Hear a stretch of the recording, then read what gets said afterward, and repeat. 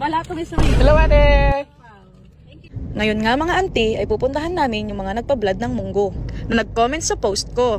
Baka isipin nyo, BO yan, barbaro po yan. Nasa daan na nga kami mga auntie. Baka kasi isipin nyo na hindi agpay-paiso yung mga sinasabi ko.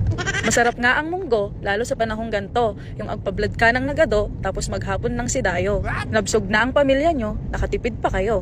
Nag-comment nga rin yung high school batchmate ko na ang sida daw niya ay munggo, kaya ayan, pinuntahan ko at binigyan ko. Next ngang pinuntahan ko ay si madam ko na nagkulay ng buhok ko. Kung makikita nyo, ang ganda ng buhok ko. Akala ata niya hindi ako pupunta, kaya nakiktot siya nung ako'y kanyang nakita.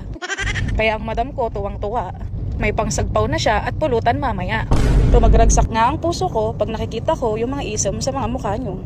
Next ngang pinuntahan namin ay yung isa naming ante. Kanina pa daw niya napablad yung sida nilang munggo at hinihintay na lang yung chicharon na dalawa. Unagaw nga rin yung lakay kong gwapo na kahit may butag siya ay nagawa pa rin niyang sumama.